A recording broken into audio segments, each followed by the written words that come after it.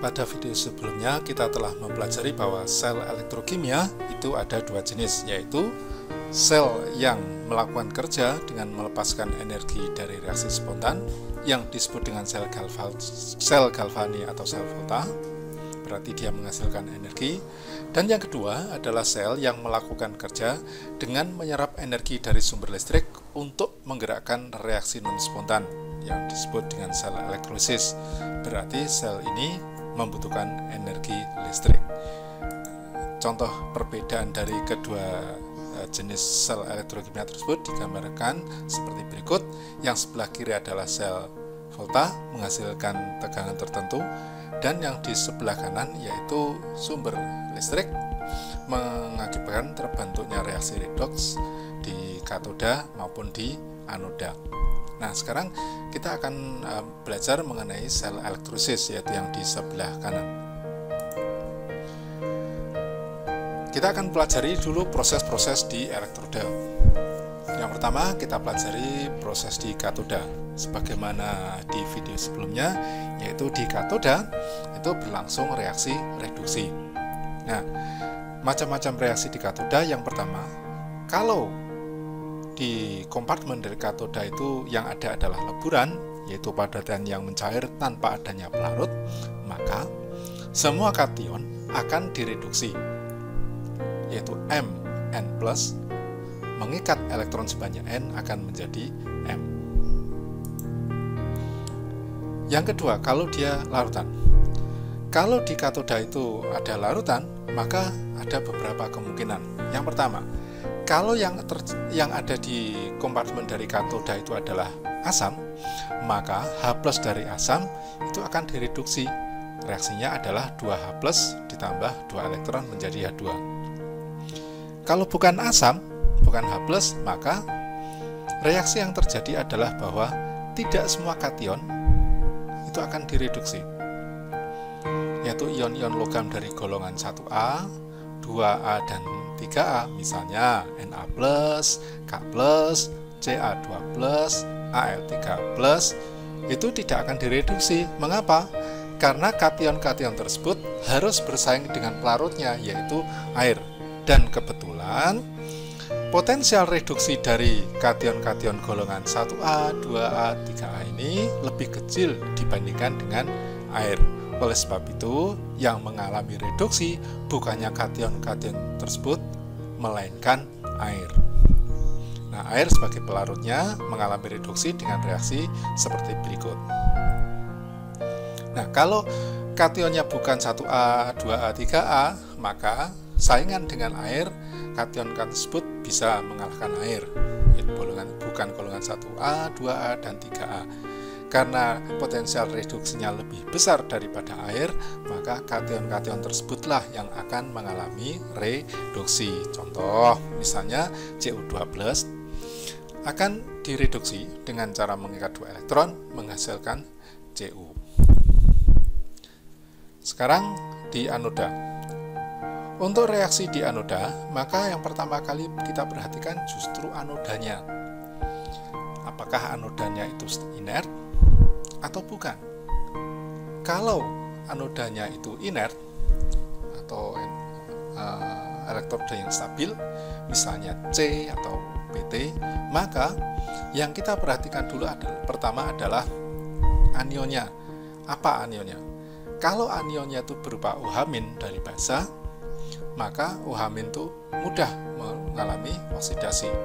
Berarti OH- akan mengalami oksidasi, menghasilkan O2 dan H2O dengan melepas 4 elektron. Selain OH- berarti adalah anion-anion sisa asam. Kalau anionnya itu tanpa O, yang biasanya namanya itu berakhiran dengan ida, seperti klorida, bromida, iodida, maka anion-anion tersebut yang akan mengalami oksidasi menghasilkan Cl2 misalnya. Kalau dia 2Cl- akan menghasilkan Cl2 berupa gas dengan melepas 2 elektron. Yang C, kalau anionnya itu ada O-nya, ya contohnya sulfat, nitrat, maka bertanding dengan air, bersaing dengan air, maka airlah yang lebih mudah dioksidasi. Berarti air akan mengalami oksidasi menghasilkan O2 H+ dengan melepaskan elektron sebanyak 4. Sedangkan kalau elektrodenya tidak inert selain C, selain PT gitu, maka logam-logam tersebut akan teroksidasi. Misalnya kalau elektrodenya itu Ag, maka Ag akan teroksidasi menjadi Ag+ ditambah elektron. Nah, sekarang mari kita lihat contoh proses elektrolisis. Yang pertama, elektrolisis leburan NaCl. Elektrolisis leburan NaCl. Nah, NaCl karena wujudnya adalah leburan, dia akan mengalami ionisasi, menghasilkan Na+ ditambah Cl-. Peristiwa di katoda. Katoda itu negatif, kutub negatif, maka yang mendekat ke katoda adalah ion positif, yaitu Na+. Karena tidak ada air sebagai pelarut, maka Na+ nggak ada saingan. Sedangkan yang menuju kutub menuju anoda, yaitu sebagai kutub positif, adalah ion negatif, dalam hal ini adalah Cl-. Na+ akan mengalami reduksi, menghasilkan Na, kemudian ini elektron, mengangkat elektron menjadi Na, wujudnya nanti padat, kemudian Cl- akan dioksidasi menjadi Cl2 dengan melepas 2 elektron. Ini wujudnya adalah gas. Kemudian kalau ini kita kalikan 2 supaya elektronnya sama, maka ini jadi 2, sini 2 elektron sama 2 elektron, saling meniadakan.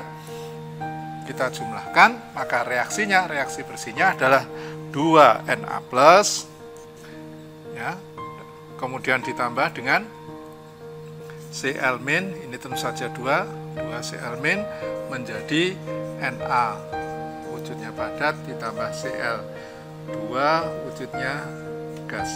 Ini sendiri tadi adalah leburan, ya, itu.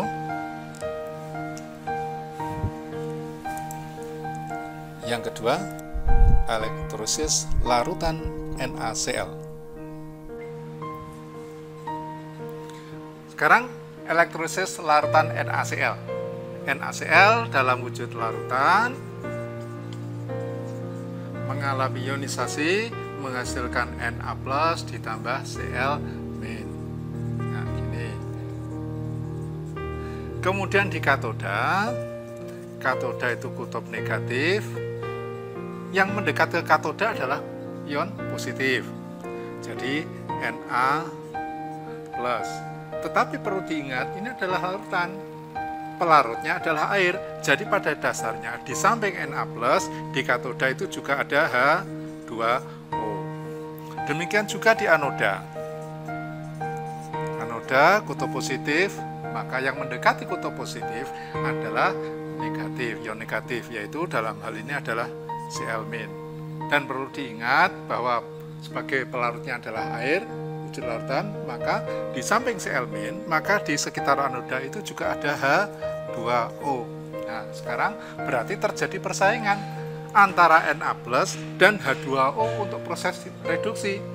Kalau kita lihat tabel potensial reduksi, maka antara Na+ dan H2O yang menang untuk mengalami reduksi itu adalah H2O, maka dia akan mengalami reduksi menghasilkan OH- ditambah H2, wujudnya gas, dengan melepas 2 elektron. Ini 2, ini sini 2. Oke.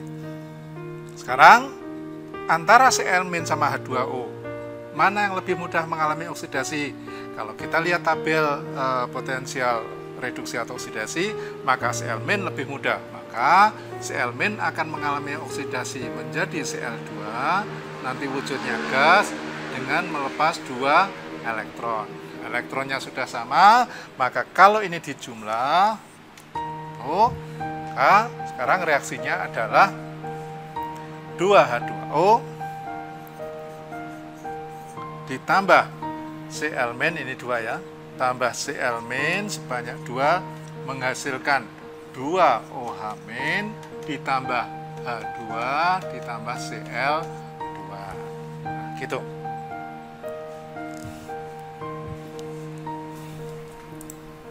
Yang ketiga, elektrolisis larutan K2SO4. Elektrolisis larutan K2SO4. K2SO4 akan mengalami ionisasi menghasilkan K+ sebanyak 2 ditambah SO4 2-. Sekarang di katoda yaitu kutub negatif. Mestinya yang mengalami reduksi adalah ion positif yaitu K+. Tapi dia harus bersaingan dengan H2O yang berada di sekitar katoda. Nah, pertanyaannya, mana yang lebih mudah? Golongan 1A, kation dari golongan 1A, atau H2O? Nah, kalau kita lihat di tabelnya, tabel potensial reduksi atau oksidasi, maka yang lebih mudah mengalami reduksi itu adalah H2O. Jadi H2O mengalami reduksi menghasilkan OH- sebanyak 2 dan H2, kemudian ini dengan mengikat 2 elektron ini sebanyak 2. Nah, sekarang di anoda. Mestinya yang mengalami oksidasi itu yang muatannya negatif, dalam hal ini adalah SO4 2-. Karena di anoda itu juga ada air, maka terjadi persaingan antara SO4 2- dengan air. Nah, sekarang pertanyaannya, kalau ada anion yang ada O-nya ini, mana yang lebih mudah dibandingkan dengan air untuk mengalami oksidasi? SO4 2- ataukah air? Tentu saja H2O. Berarti H2O akan mengalami oksidasi menghasilkan 4H+ ditambah O2 dengan melepas 4 elektron. Ini dikalikan 2.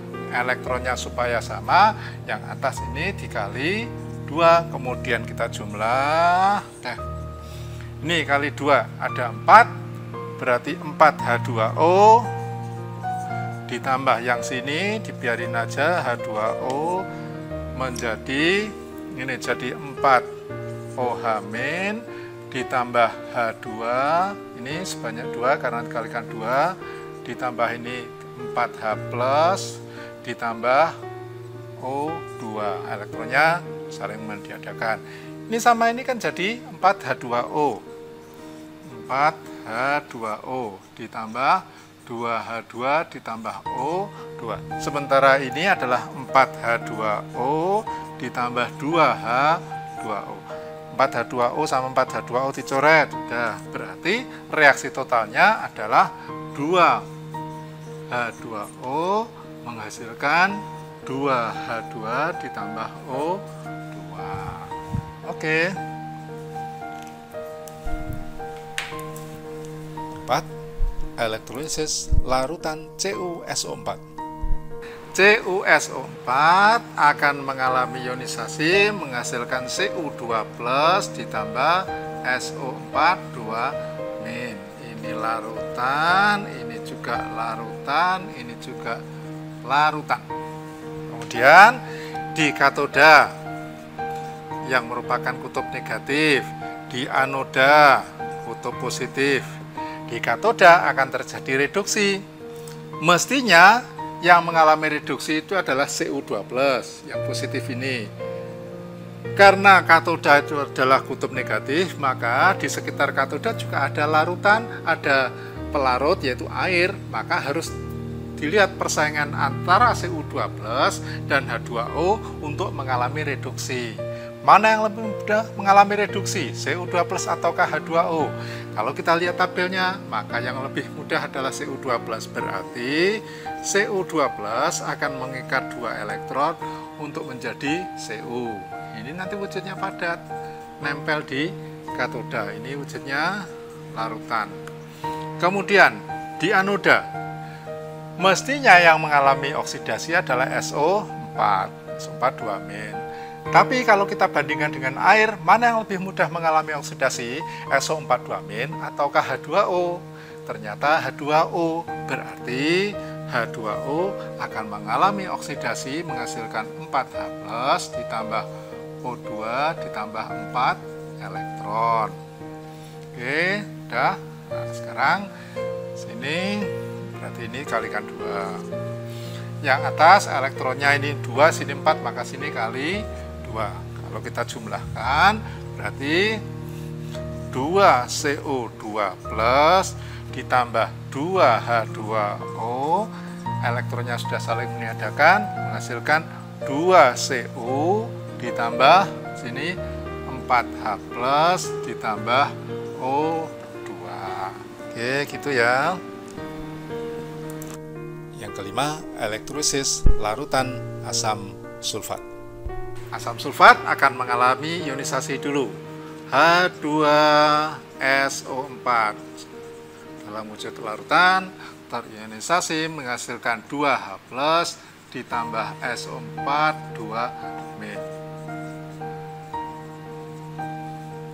Di katoda sebagai kutub negatif mestinya yang mengalami reduksi itu adalah H+, tapi dia harus bersaingan dengan H2O. Mana yang lebih mudah mengalami reduksi, H+ ataukah H2O? Nah, kalau kita lihat tabelnya, dan di teori sudah kita ketahui bahwa kalau ada H+ dengan H2O, maka yang lebih mudah mengalami reduksi adalah H+. Jadi H+, 2H+ akan mengikat 2 elektron menghasilkan H2. Wujudnya nanti berupa gas.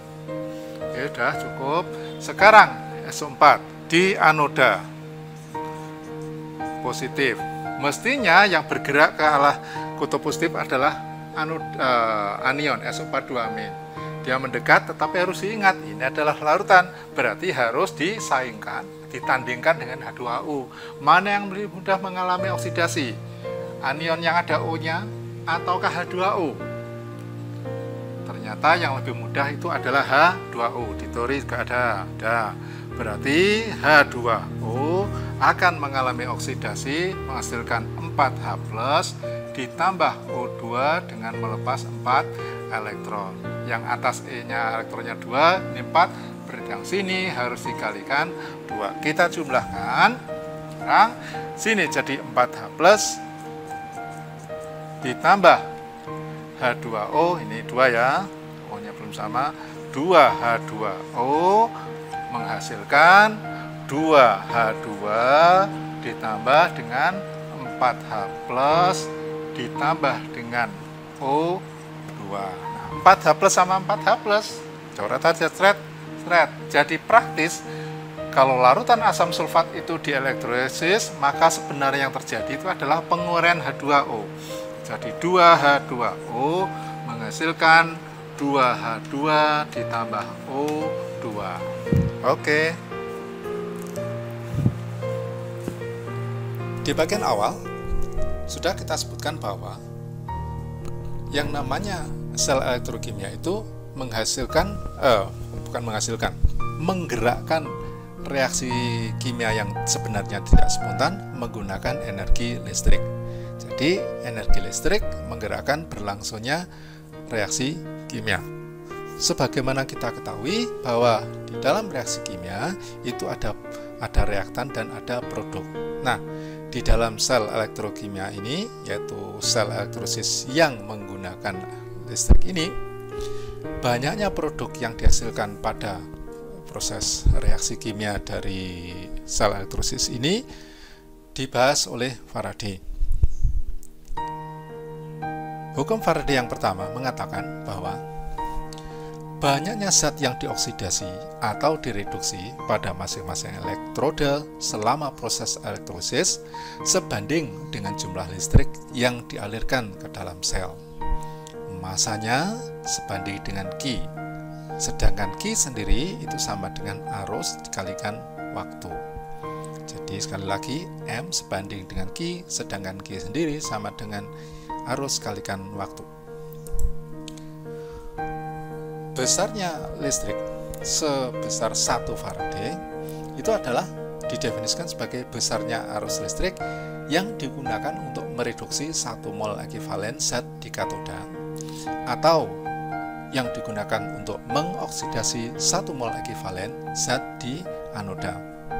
Bisa kita ringkaskan bahwa 1 Faraday itu adalah muatan sebesar kurang lebih 9.500 coulomb, dan ini setara dengan 1 mol elektron setara dengan 1 mol ekivalen zat baik di katoda maupun di anoda. Hukum Faraday kedua mengatakan bahwa massa logam yang mengendap di katoda pada proses elektrolisis sebanding dengan berat ekivalennya.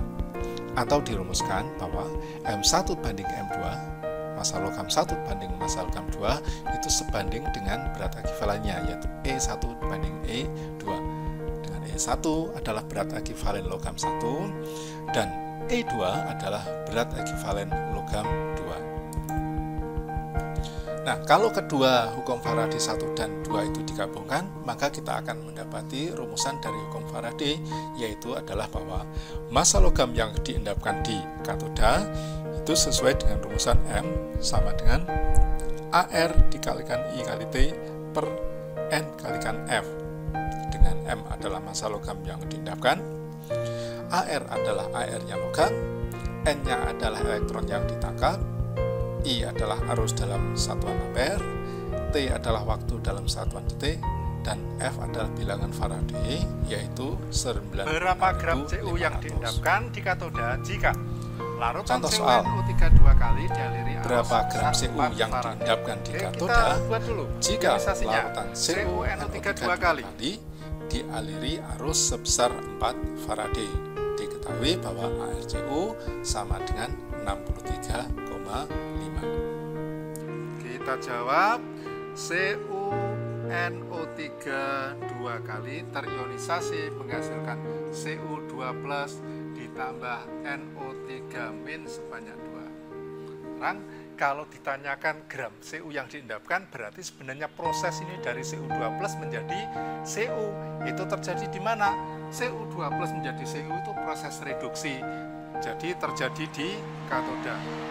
Di anoda tidak ada terbentuk Cu, jadi kita bisa fokus ke ini saja. Reaksinya adalah Cu2 plus dengan 2 elektron menghasilkan C. Ini reaksinya sederhana sekali. Sekarang arusnya diketahui arus listrik yang mengalir sebesar 4 Faraday. Ingat bahwa 1 Faraday itu sama dengan 1 mol elektron. Sekali lagi, 1 Faraday itu sama dengan 1 mol elektron. Nah, kalau 4 Faraday berarti 4 mol elektron. Ingat, kita punya 4 mol elektron. Ini kita catat dulu, karena nanti akan kita pakai. Nah, sekarang yang ditanyakan adalah Cu yang mengendap. Jadi ini yang ditanyakan. Ini akan mengendap di katoda, di permukaan katoda. Sekarang kita lihat. Sini 2, ini 1. Artinya, kalau sini 2 mol, sini 1 mol. Sekali lagi. Ini 2 koefisiennya, sini tidak ada itu koefisien, berarti kan 1. Nah, kalau sini 2 mol, sini 1 mol. Nah, kalau sini itu punya 4 mol, nah ini 4 Faraday kan 4 mol. Kalau sini 4 mol, berarti sini berapa mol? Yo, 2 mol. Nah, kalau 2 mol berarti berapa gram? Tinggal kalikan AR-nya, berarti sama dengan 2 dikali 63,5, satuannya adalah gram. Berarti berapa ini? 127 gram. Oke, gampang toh? Nah, sekarang terapan penggunaan sel elektrolisis. Ya, sel elektrolisis ini sangat terkenal digunakan untuk penyembuhan atau pelapisan logam. Yang pertama di sebelah kiri. Kalau ada orang atau rumah tangga mempunyai perlengkapan logam yang kemudian mengkilat seperti emas atau seperti perak, itu belum tentu dia terbuat dari emas atau perak. Kebanyakan itu adalah permukaannya saja perak, kebanyakan permukaannya itu emas. Nah, proses melapisi ini, melapisi logam dengan logam mulia itu dikenal dengan nama penyembuhan. Nah, prosesnya bagaimana? Misalnya, kalau peralatan dapur yang digunakan itu adalah, yang pakai contoh adalah misalnya sendok, maka bisa dilihat di sebelah kanan. Sendok, ini logam, dicelupkan di dalam larutan. Larutannya ada mengandung perak nitrat. Kemudian kita mempunyai elektroda berupa perak. Nah, perak yang ini digunakan sebagai anoda, yang mau dilapisi sendok itu digunakan sebagai katoda. Maka di katoda itu akan terjadi reaksi Ag+ dengan mengikat elektron dari sumber listrik sini ya. Begitu ada elektron mengalir ini, logam ini berarti kaya akan elektron, otomatis di permukaannya akan menarik Ag+. Ag+ berikatan dengan elektron menjadi Ag, dan di semua permukaan nanti akan diendapkan Ag, sehingga sendok itu akan berubah seolah-olah dia menjadi Ag, padahal sebenarnya hanya permukaannya saja yang berupa perak. Sedangkan perak yang di sebelah kiri lama-lama akan berkurang masanya karena sebagian larut ke dalam larutan. Begitu. Masih ada soal-soal di slide di buku, silakan dikerjakan, silakan mengerjakan soal-soal latihan. Ini di buku sudah ada.